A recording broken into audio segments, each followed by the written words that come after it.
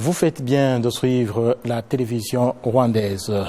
Jean Damascène Manishimwe, je suis ravi de vous retrouver pour cette émission Majuscule de propos. Notre rendez-vous hebdomadaire pour traiter des sujets de grande envergure, des sujets d'actualité tant nationale, régionale qu'internationale. Eh bien, aujourd'hui, nous allons revenir sur la situation sécuritaire dans cette région des Grands Lacs pour parler des défis sécuritaires, ou plutôt d'un défi de taille qui met à mal la sécurité de cette région. Eh bien, c'est la problématique du groupe terroriste FDLR. En effet, fin juillet dernier, le gouvernement de la République démocratique du Congo a déclaré que le groupe FDLR a accepté de déposer des armes au terme d'un accord conclu avec le gouvernement congolais et que de ce fait, le Rwanda donc doit lever ses mesures de défense. Et cependant, les accords signés fin 2025 entre le Rwanda et la République démocratique du Congo sous la facilitation des États-Unis d'Amérique stipulent bien que le groupe terroriste FDLR doit être neutralisé et que le gouvernement de la République démocratique du Congo doit cesser tout soutien à ce groupe terroriste des FDLR et qu'au terme de cet exercice, le Rwanda pourra lever ses mesures de défense. Bien entendu, ces accords parlaient de la neutralisation des FDLR sans autre condition. Mais alors, comment comprendre cette attitude de la République démocratique du Congo si les FDLR sont en quelque sorte cajolés par les autorités de la République démocratique du Congo? N'est-il pas une diversion par rapport aux accords signés à Washington? Eh bien, c'est cette problématique que nous allons décrypter tout au long de cette émission avec des invités qui connaissent bien ce groupe terroriste des FDLR, qui furent membres de ce groupe, mais qui ont jugé bon de se désolidariser de ce groupe pour rentrer au bercail et contribuer au développement du pays avec les autres Rwandais. Avec nous sur ce plateau, le pasteur Jean Damascène Niyonzima. Pasteur, bienvenue à la télévision rwandaise. Merci beaucoup. Et nous avons aussi le colonel démobilisé Augustin Chimimana, alias Bora. Merci d'avoir répondu à notre invitation. Je vous remercie. Avec nous également le major démobilisé Pita Kubgayo. Major Pita, merci d'être avec nous. C'est vous qui vous remercie. Oui, pour commencer, la première question qui revient en tête quand on parle des FDLR, et pour des gens qui ne connaissent pas bien les FDLR, pour commencer avec vous, colonel Augustin Chimimana, les FDLR c'est quoi? FDLR, c'est une abréviation qui signifie Force démocratique pour la libération du Rwanda. C'est une branche politique. Une branche politique. La branche militaire s'appelle FOCA, qui dit Force combattante abachunguzi. Oui. Donc c'était un mouvement politico-militaire. Oui. Et alors, on parle des FDLR, mais nous savons qu'il y a tout un processus qui a conduit à ce mouvement politico-militaire. Major Pita, si vous pouvez nous aider à comprendre comment est-ce qu'on est arrivé au FDLR, parce que c'est un autre processus. D'où vient les FDLR? Merci beaucoup. Depuis l'arrivée au camp de réfugiés rwandais en 1994 à l'est de la RDC, et ces réfugiés étaient mêlés des ex-forces armées rwandaises et les ministres Interahamwe et la population civile. La population civile. La population civile qui a fui avec ses militaires et ses milices. Ils se sont retrouvés dans les camps à l'est du Congo, au nord et au sud Kivu. Oui. Étant dans ces camps alors, les autorités militaires, surtout des ex-FAR, ont constitué un mouvement politico-militaire qui s'appelait RDR. Ce mouvement... C'était approximativement à quelle année? Le RDR a été créé en août 1995. Je ne me souviens pas tellement, tellement la date, mais c'était au mois d'août. Oui. Ce mouvement a été constitué par les officiers des anciennes forces armées rwandaises et les anciens politiciens, surtout du gouvernement déchu, dit Abatabazi. Alors, durant cette période, ce mouvement s'était chargé de réorganiser les militaires et les ministres intérieurs pour constituer les unités qui pouvaient revenir au Rwanda pour attaquer ou bien pour reprendre le pouvoir au Rwanda, comme il se disait. Ces camps de l'Est ont été détruits en 1996. Après le démantèlement des camps de réfugiés, les réfugiés ont été ramenés au Rwanda. Les récalcitrants bien réfractaires se sont dirigés vers l'ouest dans les forêts de la RDC. Certains ont fui vers le Congo-Brazzaville, d'autres en Centrafrique, d'autres en Angola, mais ceux qui sont restés plus à l'est, Massissi et Walikale, se sont regroupés et ils ont constitué un mouvement politico-militaire qui s'appelait PALIR, avec une branche armée à Lire. Ce sont eux qui ont mené les opérations d'infiltration au Rwanda à partir de 1997. Ils ont fait des opérations qui ont été dites opérations Abachengezi. Ils ont combattu l'armée rwandaise, mais ils ont été vaincus à la fin de 1998. Ils sont retournés au Congo. Ils ont continué à évoluer dans le territoire de Rutshuru et de Massissi et de Walikale. Oui. Donc nous RDR, Paris, Alir. Et puis en 2000, il y a eu une réunion, je dirais une assemblée constituante qui s'est tenue à Lubumbashi et qui a fait donc dans cette même réunion, on a déclaré la fondation d'un mouvement politico-militaire répondant au nom des FDLR. Qui dit, les sigles disent, comme mon père venait de le dire, Force démocratique de libération du Rwanda, qui avait une branche. La branche armée a été baptisée Alir. Dans le temps. Non. C'est FOCA. C'est FOCA. Ok, la branche armée des FDLR. La branche armée s'appelait FOCA.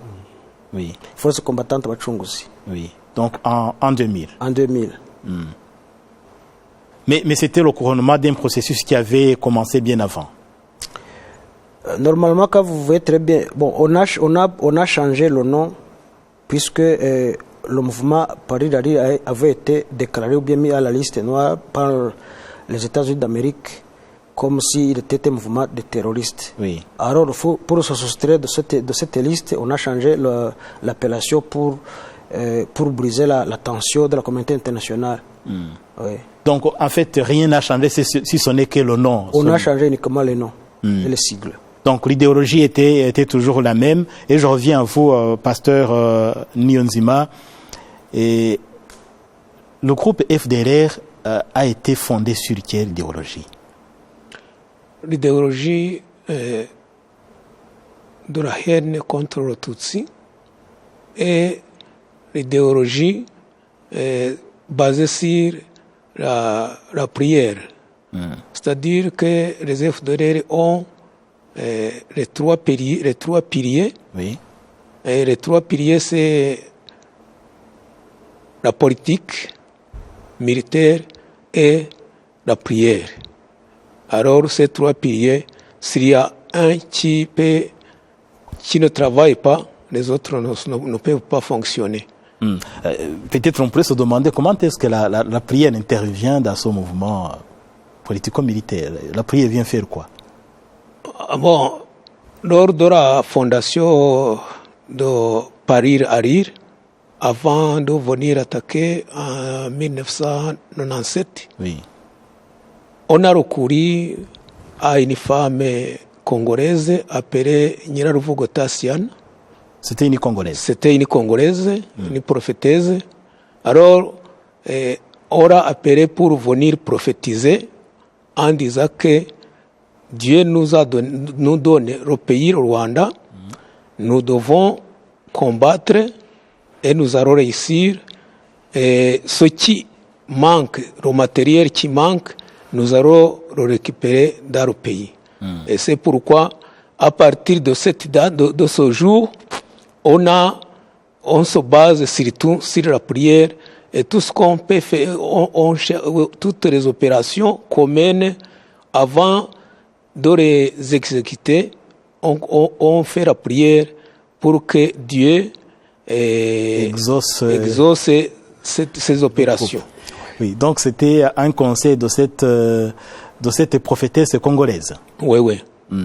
Et alors, Pasteur Nyunzima, vous personnellement, quand est-ce que vous avez rejoint ce groupe FDLR? En 2000. En 2000, à sa création. Oui, oui.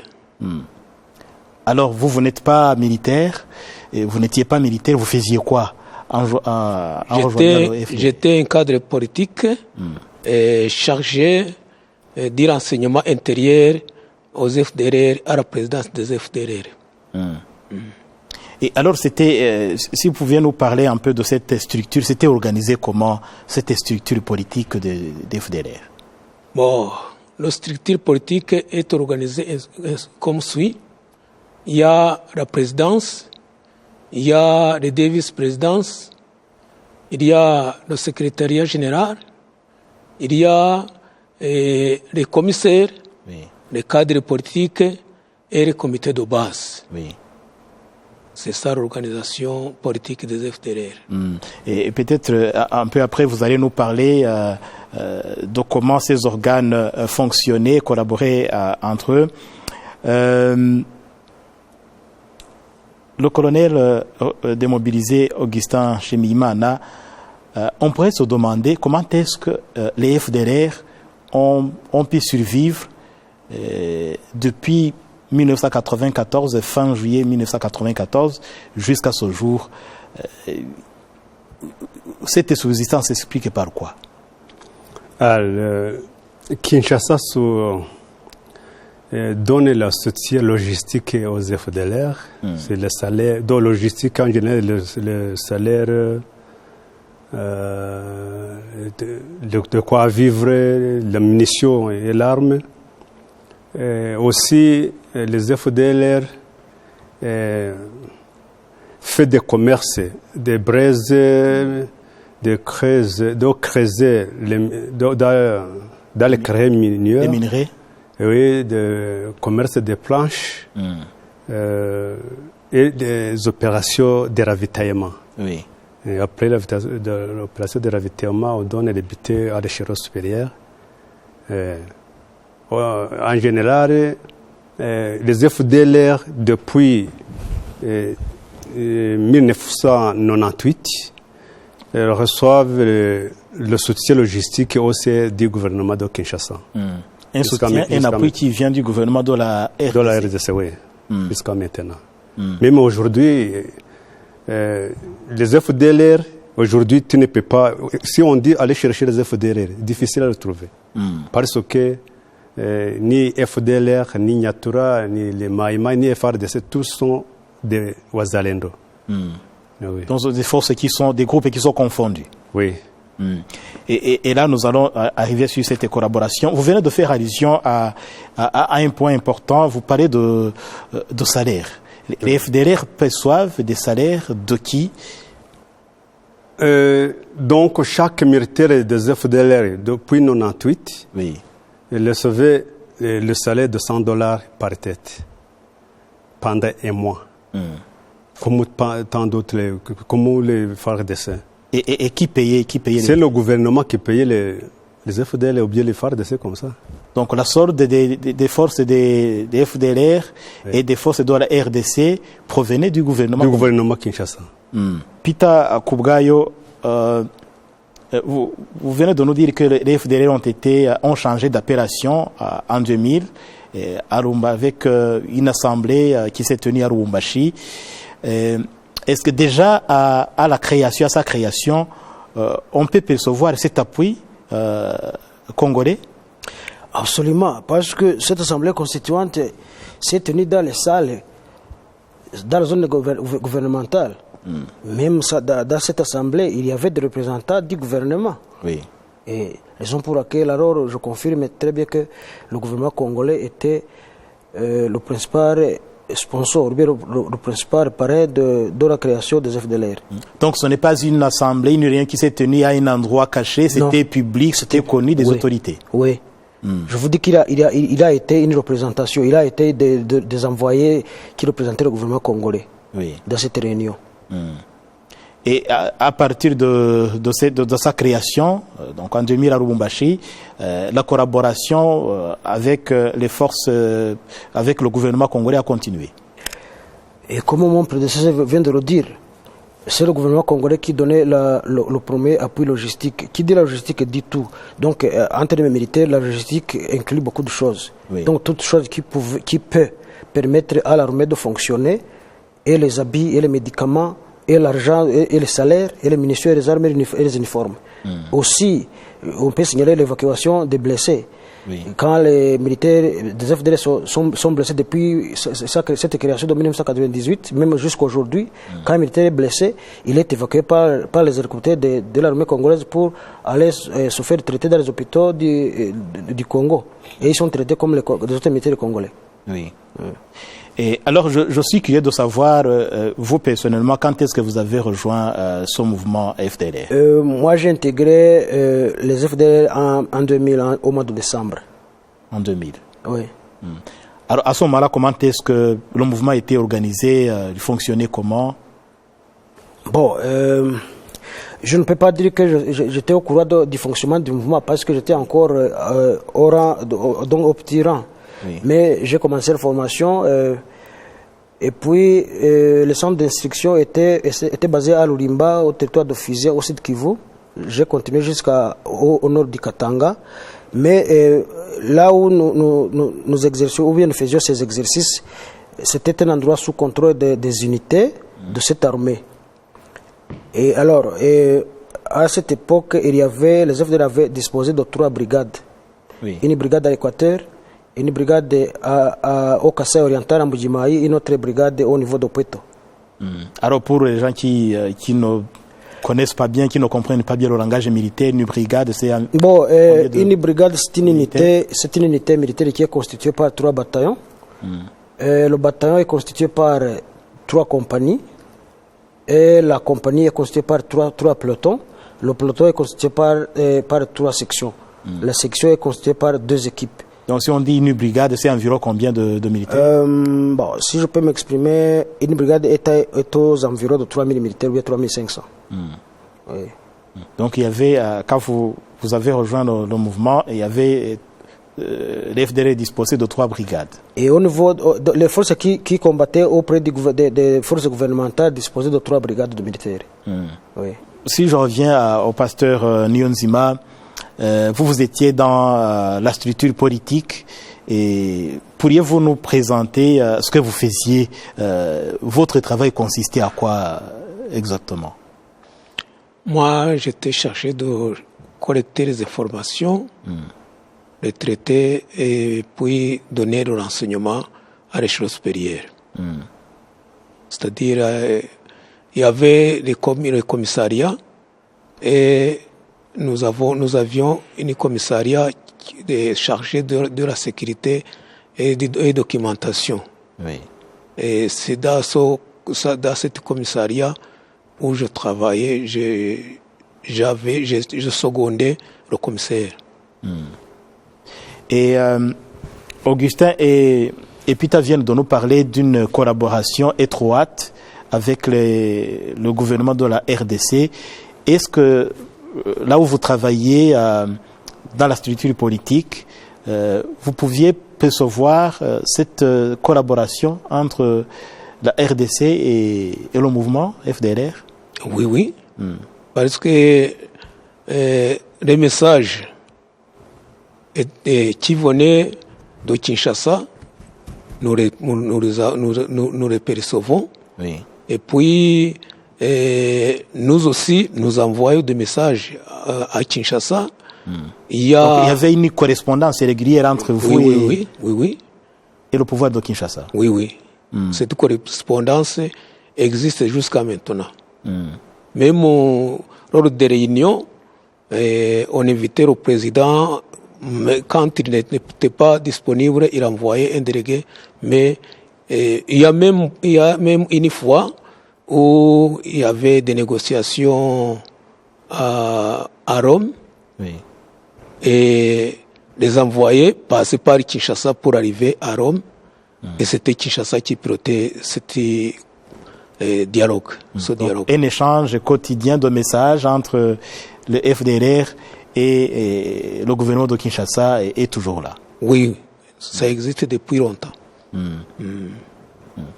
Alors, donc, vous nous parlez de cette collaboration entre les FDLR et le gouvernement de la République démocratique du Congo. Augustin Nshimiyimana, si vous entendez des gens qui disent aujourd'hui que non, les FDLR ne constituent plus une menace, qu'est-ce que vous répondez à ces gens? Ne regardez pas les FDLR comme une personne physique seulement. Oui. Les FDLR, il y a les FDLR formels et informels. Donc, les FDLR physiques, ce sont les Fokans, combattants Tabachungus. Oui, la branche militaire. Tandis que les FDLR sont partout. En Europe, en Amérique, au Congo et même à Bujumbura. Alors, c'est lui qui paraît que les FDLR sont insignifiants, il se trompe. Oui. Parce qu'il y en a qui partent de leur origine et qui disent que non, des militaires qui ont quitté le Rwanda, qui ont été défaits au Rwanda en 1994, après avoir perpétré le génocide contre les Tutsis, non, ce sont des gens qui sont vieux, qui ne sont plus actifs. Et qu'est-ce que vous répondez à d'autres? Non, il y a même les jeunes, surtout les forces spéciales et Crapo. Ce sont des jeunes de 20 à 21 ans. Donc les FDLR ont continué à recruter de nouveaux militaires. Oui, par exemple, depuis 2020 jusqu'à 2024, on a recruté les jeunes, les Orient, 2519 environ comme ça. Et tous les jeunes. Oui.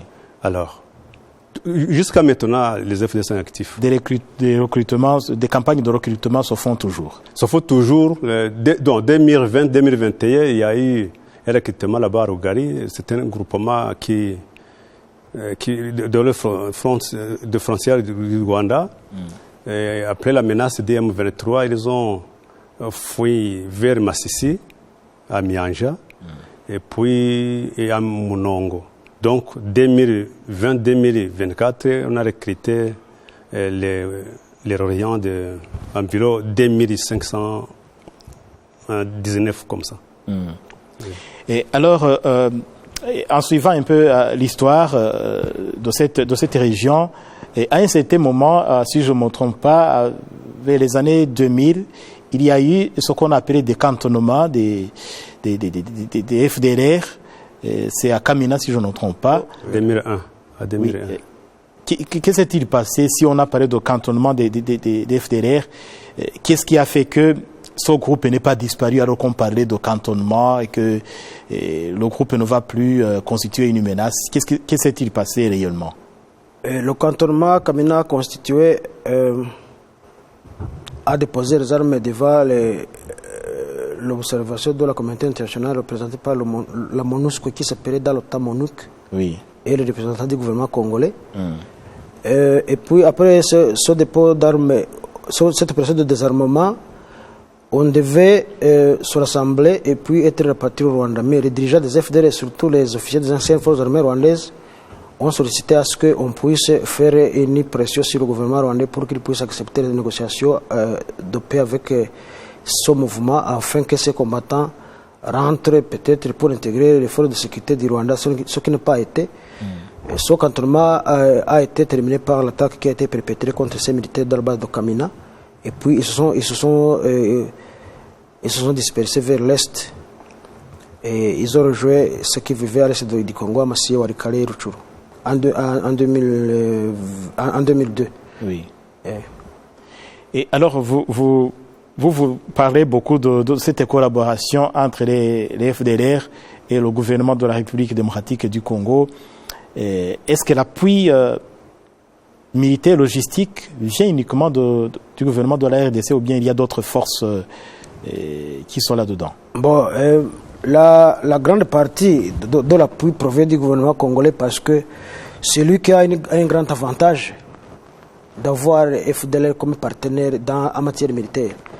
Parce que ce sont les FDLR qui les aident à combattre et qui a résisté devant l'avancée des M23. Bon, les autres collaborateurs, peut-être on peut signaler les forces de défense du Burundi, les FDNB. Oui. Cette collaboration qui date de longtemps, parce que quand les réfugiés burundais étaient basés au Rwanda pendant les années d'avant même 1990, Oui. ils avaient une jeunesse. Alors, en 1993, il a été une formation, une séance de formation de certains jeunes burundais dans le camp de Gabiro. Oui. En 1994, il y a eu une autre formation des jeunes burundais au camp de Mata, dans l'ancienne commune de Rwamiko, ancienne préfecture du Kongoro. Oui. Ces Burundais qui ont été formés dans ces deux périodes ont fui avec les réfugiés rwandais et les ex-forces armées rwandaises. Arrivés au Congo, ce sont eux qui ont servi de pionniers dans la création du mouvement CNDD-FDD qui a été créé par René Nyangoma. Oui. Alors, à la création de ce mouvement, ces jeunes qui ont été formés au Rwanda ne suffisaient pas pour encadrer ce groupe rebelle en collaboration avec l'état-major des anciennes forces armées rwandaises dirigé par le général Bizimungu Augustin. Il a été envoyé une délégation au Burundi pour aider les FDD à former les officiers, les autres sous-officiers et les autres militaires d'autres rangs. Oui. Cette délégation était dirigée par le lieutenant-colonel Edouard Gassarabwe des anciennes forces armées rwandaises. Et la délégation comprenait aussi le major Nkundimana Diogène, le lieutenant Muragijimana Gaspard, chef Ngirageze Jean et le sergent-major Zawakibe Jean Damascène. Oui. Ils se sont rendus au Burundi au mois de mars 1995 et ils se sont rendus en deux parties. Bon, j'oublie un autre caporal qui s'appelait Sebutimbiri Faustin. Oui. Et certains de ces cadres ont fait la formation, donc ont entraîné les militaires des FDD à Musigati, à l'état-major général des FDD, qui était dirigé par le colonel Ndaïkenguke Jean Bosco. Et les autres ont fait cette formation au camp de Gihunda, tout près de la frontière, de la limite de la commune de Mugina et la commune de Rugombo. Oui. En 1998, ces FDD aussi ont continué à côtoyer bien, à collaborer avec les FDD dans le combat qui opposait le gouvernement congolais et le mouvement RCD. Oui. Dans ces derniers jours, alors, la collaboration n'a pas cessé. Donc, vous nous montrez que c'est une collaboration qui date de très longtemps, oui. Même avant le génocide commis contre les Tutsis. Oui. Et qui a continué après dans les camps de réfugiés dans l'ex-Zaïre, actuellement la RDC. Alors, si nous regardons ces derniers temps, la collaboration est toujours active entre les deux parties. La collaboration a été toujours active parce que même quand les CNDD-FDD a intégré le gouvernement, les institutions jusqu'à même diriger le pays, et ces cadres militaires ont continué à collaborer avec les FDLR. Parce que, à part ceux qui ont été formés même au Rwanda, il y a d'autres officiers qui ont été formés au sein des FDLR à Mbujima. Je peux citer le cas d'un général-major Ntirampe Agricole, qui est actuellement l'ambassadeur du Burundi en RDC. Je peux citer le cas d'un colonel qui s'appelle Dismas. Il y a un autre qui s'appelle Negama Gaston, qui ont été aussi formés à Mbujima au camp de Rukango. Oui. Alors, ce sont ces gens qui ne peuvent pas abandonner, l'enfant ne peut pas abandonner sa maman. Les gens qui ont été formés par ces FDL ne peuvent pas les abandonner. Donc il y a un lien fort entre eux. Oui. Alors si je reviens à vous, Augustin Chemimana, la RDC, le gouvernement de la RDC a quel intérêt à maintenir les FDLR qui sont plutôt une menace pour la sécurité régionale? C'est un bouclier. De leurs armes, surtout les phares de ces. Les FDL déjà infiltré les services de renseignement de Kinshasa et dans l'administration, comme les députés aussi. Donc vous soutenez que les FDLR ont des membres dans les institutions de la RDC? Oui. Vous avez des preuves? Oui, j'ai des preuves. Par exemple, pendant le vote des députés de 2006, on a voté M. Rubuga Sebishimbo là-bas à Kiboua, donc Danya Maboko à Katoyi, donc 2011, Seninga, Safari Nganizi, Safari Nyakatare, Olivier, Walikale, on a voté Juvenal Moubi, aussi de Kivu, au ville, M. Bitakwira Justin. Donc, vous voyez que les FDLR ont des pions dans les députés, dans l'Assemblée nationale et provinciale. Tandis que dans l'armée, il y a aussi M. colonel Anacré Nsengiumva, qui est aujourd'hui colonel et il travaille dans des MIAP. Il y a aussi un colonel qui était caporal pendant la Lire. Aujourd'hui, le commandant régiment là-bas en Ituri. Son sogo qui s'appelait Karatika. Aujourd'hui, le commandant bataillon là-bas à Fizi. Il est lieutenant-colonel. Il y a aussi même les partisans comme le général de brigade de Mugabo, qui étaient formés par les ex-FARC pendant ou après la destruction des cas de réfugiés. Aujourd'hui, il est général de brigade de FARDC, alors qu'il est envoyé ou bien subir la formation au CDF-DLR. Et aussi M. général-major Mayanga, colonel Tokolonga. Donc il y a une ribambelle des officiers qui opèrent au CDF. Autant d'officiers qui ont été formés par les FDLR. Oui. Même aujourd'hui, il y a 2 mois ou 3 mois, après la formation de ces recrues que je vais vous parler, de 2020 jusqu'à 2024, Kinshasa a envoyé un message en demandant les gens ou bien les militaires qui vont subir la formation des drones. Donc on a trouvé 71 militaires, ou bien 70 comme ça.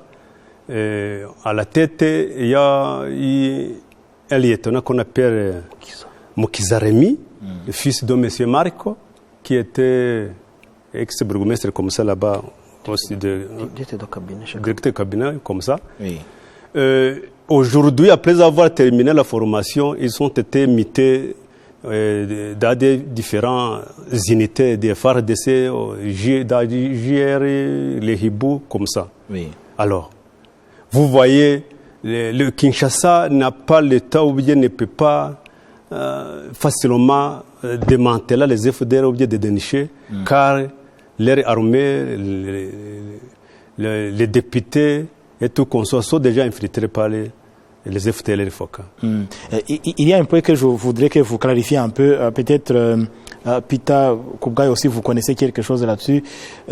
Augustin Chimimana vient de nous parler de la main des FDLR dans l'élection de certains dirigeants, de certaines autorités.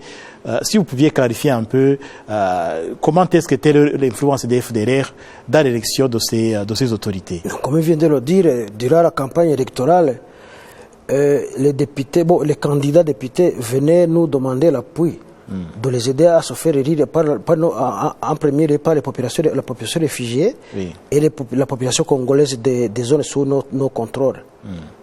À Warikale, Massissi, Rutshuru et aussi de Kivu. Ces mêmes députés dont il a parlé proviennent bien, sont des natifs de ces zones. Alors nous imposions à ce qu'ils soient élus pour qu'une fois arrivés à l'Assemblée constituent nos représentants, bien nos éléments, qui peuvent suivre facilement ce qui est en train de se préparer contre nous et puis être plaidé peut-être donc en notre faveur au sein de cette Assemblée. Pasteur Nyonzima, vous qui étiez de la branche politique, est-ce qu'il y avait une quelconque collaboration entre les FDLR et les autorités civiles congolaises? Bon, il y a d'abord le comité de base. Et dans le comité de base, il y avait le comité de base congolais et le comité de base des FDLR. En parallèle. Et lors des réunions, les deux partis s'attendaient à ce qui doit être dit.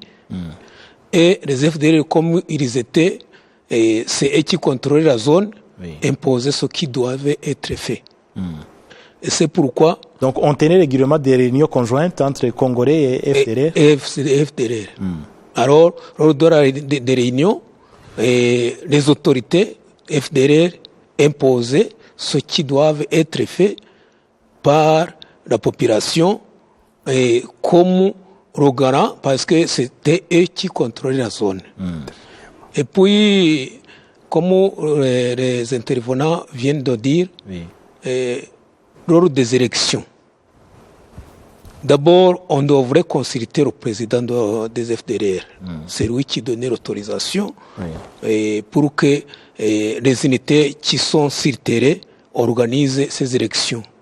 Vous voyez pourquoi il y a toujours cette collaboration et c'est lui qui a été élu. Il collabore étroitement avec les dirigeants politiques des FDLR et sauront les consignes bon. D'abord, pour admettre d'être élu, on doit d'abord avoir des consensus. Alors, lorsqu'il est élu, il doit accomplir ce qu'ils ont conclu entre eux. Donc, Pasteur Niyonzima, vous soutenez que le président des FDLR avait le pouvoir de dicter qui doit être élu dans les autorités civiles congolaises? Oui. Il avait ce pouvoir? Il avait le pouvoir parce que nos unités, c'était eux qui contrôlaient la zone. Alors, c'est lui qui doit donner les directives aux unités sur le terrain pour organiser ces élections. Alors, s'il n'avait pas donné cet ordre, ça ne devrait pas être fait. D'abord, comme le premier en 2006, c'est Chimbo. D'abord, il est allé contacter l'unité qui était sur le terrain. L'unité, comme il n'avait pas le droit d'organiser, de faire ça, aura conseillé d'abord voir le président, et c'est le président qui a donné l'ordre d'organiser ces élections, et c'est pourquoi il a été élu. Oui, je vois Augustin Chimimana qui veut ajouter quelque chose. Je veux ajouter quelque chose. Même les bureaux de vote, c'est nous qui assurons la sécurité. Même le MONUSCO le savait. Et où étaient les FARDC? Bon, les FARDC avaient occupé les défenses qui sont devant nous. Le Congo est vaste. Parce que le Congo est vaste. Donc, mais le MONUSCO était le proche de nous. Oui. Même ils savaient que ce sont les FD qui sécurisent les bureaux de vote. Donc il y avait des localités dont la sécurité était pleinement assurée par les FDLR. Oui. Et c'était connu de tout le monde. Oui, même à Kinshasa, et même le MONUSCO. La plupart de ces bureaux alors se trouvaient dans des endroits reculés par rapport à des réseaux routiers. Ce sont des hélicoptères de la MONUSCO qui amenaient les boîtes qui constituaient les bulletins de vote. Les bulletins de vote. Alors, comment est-ce que la MONUSCO peut dire qu'il ne connaît rien de la sécurité des sites alors que ce sont des FDL qui contrôlaient les pistes d'atterrissage de ces avions? Ils étaient au courant parce que, bon, je donne un exemple comme l'exemple du site de Noto à Walikale, ou bien le site de Kimua à Walikale aussi. Et de Biolo à Massisida, groupement Nyamaboko. Ce sont les endroits où aucun véhicule ne peut arriver là-bas, sauf les hélicoptères. Les hélicoptères qui transportaient alors ces bulletins de vote sont des hélicoptères de la MONUSCO. Ce sont les militaires de la MONUSCO qui transportaient. Alors, avant que les élections s'achèvent, ils devaient attendre que tous ces bulletins soient collectés et puis les emporter vers Goma ou vers Bukavu. Et c'est la raison pour laquelle... Et tout ce processus-là a été assuré par les FDLR. Tout ce processus dans les zones sous notre contrôle était assuré par nos militaires, qui étaient mandatés par les échelons de commandement des FDLR. Est-ce que, Pita, toujours avec vous et peut-être Augustin, est-ce qu'on peut avoir une idée sur des localités qui étaient contrôlées par les FDLR? À Massissi, la collectivité de Bahunde était tout sous contrôle des FDLR, sauf le chef-lieu du territoire de Massissi. Était uniquement sous contrôle des FARDC. Et les villages qui s'alignent le long de la route de Massissi-Walikale. Mais les lieux reculés de la route étaient sous contrôle des FDLR. Et c'est là où nous vivions, parce que je vous dis qu'il n'y a pas de route qui peuvent arriver là-bas. Et puis les FARDC ne sont pas encouragés à faire la marche à prendre le courage de faire la marche pour atteindre ces lieux reculés. Alors, comme ils se disaient que nous étions leurs alliés, ils autorisaient à ce que la MONUSCO puisse transporter les bulletins de vote parce qu'ils connaissaient très bien que nous n'allions pas gêner le processus d'élection. Oui. Oui. Et alors, Augustin Chimimana, est-ce que aujourd'hui les FDLR sont identifiables? On peut les trouver facilement en RDC? Oui, c'est localisable. Il y a le CRAP ici. Donc ils sont dans des endroits bien connus? Oui. Il y a le CRAP et le commandement FOCA. Le commandement FOCA se trouve dans la forêt d'Okirama, avec les Nyatura ou bien les Wazarendo, avec les FARDC là-bas. Ici, dans la forêt de Nyamuragira, Nyiragongo, se trouvaient aussi des compagnies et les Wazarendo. Donc, il y a des compagnies de messieurs de Kouyez et Benjamin, compagnie de Mabre, les Wazarendo de messieurs Nioyo, Sindondora, et tout consort. Et les restes des FARDC pendant la prise de Goma. Quand nous arrivons à Pinga, il y a aussi le commandement du CRAP, M. Guillaume avec des compagnies là-bas. Donc, le Mouri se trouvait d'abord dans le groupement Ihana. Les staff, les commissaires, se trouvaient à Rutangazo là-bas, à Nishibu. Oui. Oui. En tout cas, aussi de Kivu, il y a les qui sont à Karehe, à Mwenga, à Fizi, à Hewabor, et les autres ici dans Kibira, au Burundi. Oui. Et Pita, peut-être pour ajouter quelque chose, les FDL sont dans des endroits connus des autorités de la RDC. Bon, si je peux m'exprimer en termes militaires, les FDL ne sont pas une force gouvernementale, sont des rebelles, sont des guerrieros.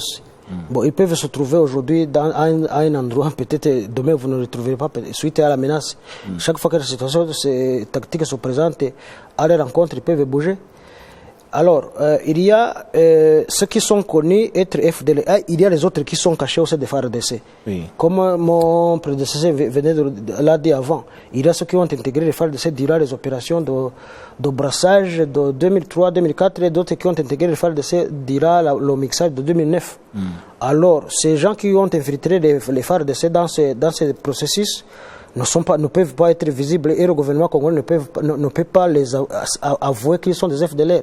Alors que clairement, vous voyez que ce sont les antennes ou bien les pions des FDLR qui ont infiltré l'armée congolaise pour les servir d'informateurs. Donc, Pita, vous affirmez, vous avez été témoin de ce fait que dans les unités de FARDC, de Wazalendo, il se trouve bien des éléments FDLR. Oui, comme un prédécesseur vient de le dire, là c'était le cas du colonel Mbangubangu, qui est commandant du régiment à Beni. Oui. Donc le régiment c'est une unité qui comprend des brigades. Il y a un certain karatéka, lieutenant-colonel commandant bataillon à Fizi, à Mississi. Il y a un colonel Dario qui a été cité commandant bataillon à Warikale. Il y a un certain Jaguar qui est commandant régiment à Beni. Oui. Et les autres qui sont dans d'autres endroits. Et tous ces officiers sont partis et ont intégré le FARDC avec les troupes qui étaient à leur disposition avant d'intégrer le FARDC. Augustin, vous avez quelque chose? Je veux ajouter aussi d'autres officiers qui sont dans le régiment 221, dirigés par les colonels Mabouene, par exemple Majoro Karekezi, capitaine Karagota, et les autres. Oui. Et alors, je reviens à vous, pasteur Nyonzima. Et vous étiez dans la branche politique. Et comment est-ce que l'idéologie des FDLR a été accueillie par les autorités congolaises dans l'OTAN, mais aussi aujourd'hui? On voyait que l'idéologie génocidaire, nous l'avons emportée. En quittant le Rwanda après le génocide. Et nous l'avons propagé au sein de la population congolaise, surtout les Hutus. Oui. Et en disant que nous et eux, nous sommes des Hutus et nous sommes sous menace parce que les Tutsis veulent tuer, exterminer les Hutus.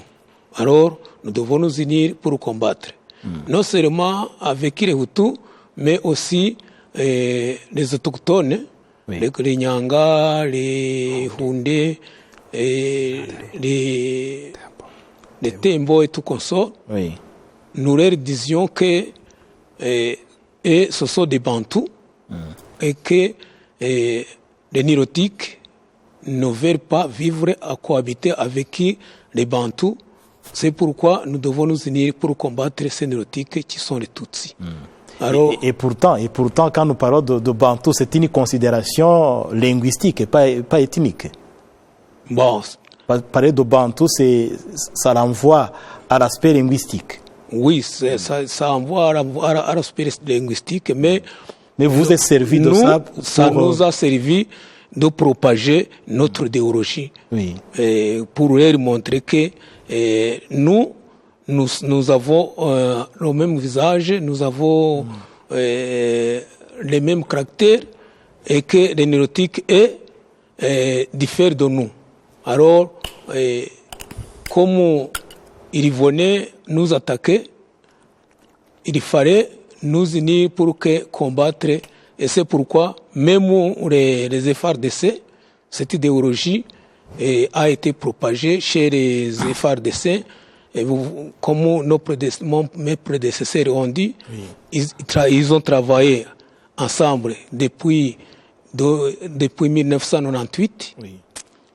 Et quand vous travaillez avec quelqu'un, vous négociez, vous partagez les mêmes idées. Alors, dans cette idéologie, parce que lors des formations, l'idéologie passe. On leur dit le Tutsi, c'est un ennemi. C'est quelqu'un qui est marin. C'est quelqu'un qui ne veut pas cohabiter avec les autres. C'est une idéologie qui a donc été massivement accueillie par les Congolais. Et puis, en dehors de l'idéologie de la haine, il y avait aussi cette idéologie fondée sur la prière. C'est-à-dire que, comme je vous ai dit avant, lorsque nous avons une opération à faire, nous organisons des prières. Et dans ces prières, nous cherchons quelqu'un qui va prophétiser. Alors, avant de prophétiser, ils doivent prophétiser ce que nous leur avons dicté. Nous leur disons ce qu'ils doivent parler. Et alors, donc, des prophéties qui sont rendues publiques viennent au sein même de la branche politique des FDLR. Oui. C'est-à-dire que nous les élaborons un plan, et ce plan est lancé dans les unités pour qu'ils cherchent des prophètes alors, lors de la prière, ces prophètes prophétisent et disent ce que Dieu a dit, mais ce que Dieu a dit, donc, ce n'est pas Dieu qui a dit, c'est nous qui avons élaboré ça. Oui, un plan élaboré par les FDLR qui va devenir maintenant une prophétie divine qui va être acceptée par tout le monde. Pita, vous aviez envie de dire quelque chose? Oui, bon, pour compléter le pasteur, donc cette astuce de prophétiser, de rendre de fausses prophéties était de mater la psychologie des militaires. Parce que, vous voyez, il y a... si quelqu'un va au front, bien va dans l'opération militaire sans matériel suffisant, il doit avoir une animation quelconque dans sa psychologie, comme s'il part selon la volonté de Dieu. C'est à partir de là que ces autorités politiques ont cherché des prophètes à qui il dictait ce qu'il voulait. Ce qu'il voulait qu'ils prophétisent dans des salles de prière. Et puis, pour que les militaires se lèvent étant motivés comme quoi ils vont faire ce que Dieu est inspiré par Dieu. Ce que Dieu est. Et puis, un autre complément que je voulais apporter à ce que le pasteur vient de dire, c'était cette attitude de prêcher l'idéologie de haine, de divisionniste, de l'idéologie génocidaire au sein de la population congolaise. C'était pour trouver la coquille, donc la protection. Parce que nous vivions dans les forêts. Ces forêts constituaient peut-être des bastions, bien les zones de chasse de ces Congolais dans lesquels ils trouvaient leur gibier. Nous devions alors les convaincre que nous sommes les mêmes avec eux pour qu'ils ne nous attaquent pas. Alors, comme leur niveau de compréhension était bas, Ils comprennent tout ce que nous leur dictions. Et c'est à partir de là alors qu'ils acceptaient de vivre avec nous, sans menace, comme leurs frères et leurs amis. Donc l'idéologie de FDLR, avec ces astuces-là, devenait une prophétie divine. Oui. Et alors nous nous acheminons vers la fin de notre émission. Si je commence par vous, pasteur Niyonzima, vu ce que vous avez expérimenté dans la structure politique des FDLR, cette collaboration entre la RDC et les FDLR, est-ce que les FRDC, le gouvernement congolais, peut facilement se désolidariser des FDLR aujourd'hui, à l'heure où nous parlons? Je peux dire non. Je peux dire non parce que, comme nous l'avons dit, nous avons les députés qui sont à notre rang, nous avons les militaires qui ont été infiltrés. Les députés que vous avez fait élire. Et que nous avons fait élire, qui sont dans l'Assemblée nationale, que régionale. Oui. Et nous avons les militaires qui ont été arrôlés au sein des FARDC. Oui. Nous travaillons ensemble sur la coquille de Wazarendo. Oui. Alors, dire qu'on peut séparer ces gens, c'est pas si facile. Parce que séparer ces gens, c'est-à-dire que le FARDC sera fragilisé ou bien n'existerait pas. Parce que de les différencier alors qu'ils sont sommaires, c'est difficile. Oui. Et la même question à vous, colonel démobilisé Augustin Chimimana. Les FRDC peuvent neutraliser les FDLR? Bon, un peu de mots, c'est presque impossible parce que il est difficile de différencier les FDLR, les FRDC, les Maïmaï et les Wanyatura. Oui. Qui va chasser les FDLR alors? Comme nous l'avons dit, il y a les partisans dans l'Assemblée nationale et provinciale. Oui. Dans l'armée aussi, il y a les éléments dans l'armée, même des hauts gradés. Oui. Tandis que au sein des groupes armés, tu ne peux pas choisir en disant voilà un FDLR, voilà un Bolondais ou bien un Nyatura. Alors qui va rechasser les FDLR? Qui pression internationale, mais sur le Kinshasa et Burundi, ça va aller. Oui, pour terminer avec vous, Pita Koubgayo, si la RDC dit que il a conclu un accord avec les FDLR, que les FDLR vont déposer les armes, une telle idée peut être soutenue, c'est faisable? Donc, quand le gouvernement congolais va dire qu'il va démanteler les FDLR, moi, à mon entendement, à mes observations et à ma connaissance de la situation politico-militaire de l'autre côté, oui. C'est difficile. Parce qu'aujourd'hui, les FDLR sont devenus une partie intégrante de l'armée congolaise. Dire que les FARDC vont attaquer ou bien démanteler les FDLR, c'est difficile parce que les FARDC ont été infiltrés par les éléments FDLR qui donnent toute information aux FDLR qui restent dans les forêts.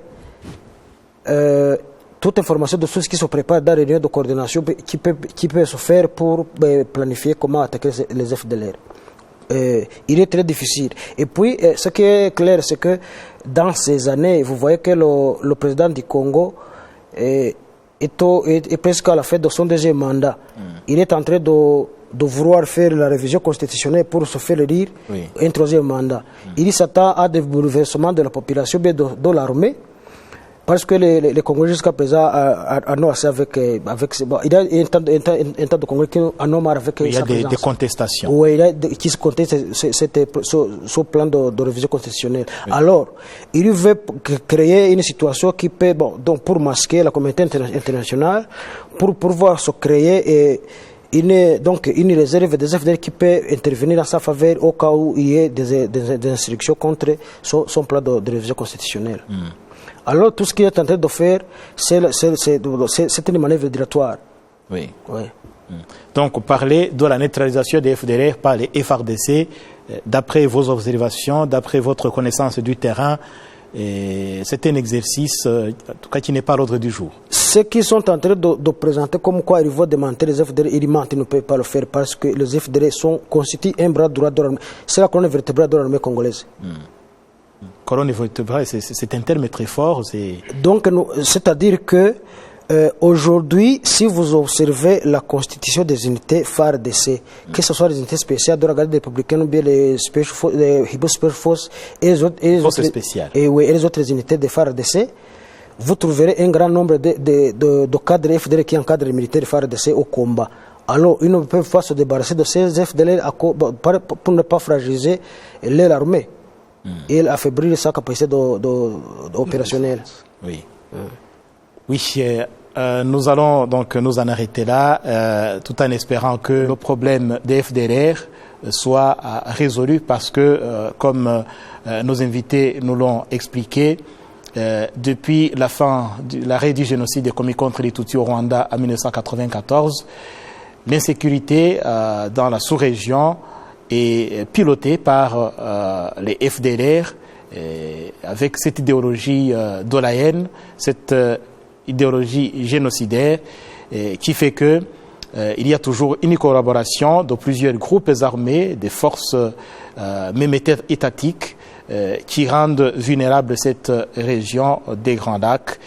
Merci en tout cas à nos trois invités, Niyonzima Jean Damascène, colonel démobilisé Augustin Chemimana et major démobilisé Pita Koubgayo. Je rappelle que vous avez tous été membres des FDLR. Peut-être une dernière question, pasteur Niyonzima, quand est-ce que vous avez quitté les FDLR? J'ai quitté les FDLR en 2023. En 2023 et Augustin Chemimana? Moi j'ai quitté les rangs des FDLR en 2021. En 2021 et Pita Koubgayo? Moi j'ai quitté en 2021 aussi. Niyonzima Jean Damascène, vous êtes comment? Vous vous sentez comment au Rwanda? Je suis très bien comportant. Je suis avec ma famille. Nous sommes bien. Nous avons été bien accueillis. Et ils m'ont aidé même à construire une maison où j'habite. Donc vous êtes pleinement intégré dans la société rwandaise? Oui, oui. Et peut-être un mot, Pita Koubgayo, un mot à ces gens qui sont entrés d'errer dans les forêts de la RDC dans ce groupe FDLR. Bon, un message pour les gens qui restent encore dans la forêt. Ils sont en train de perdre leur temps inutilement. Ils n'ont qu'à rejoindre le bercail parce que là-bas, ils ne trouveront aucun avantage que de vivre les risques inutiles. Merci en tout cas à nos trois invités. Merci à tous d'avoir répondu à notre invitation. C'est nous qui vous remercions. Merci également à vous, mesdames et messieurs, qui avez suivi cette émission Majuscule Propos. Prenez soin de vous. La télévision rwandaise reste à votre compagnie.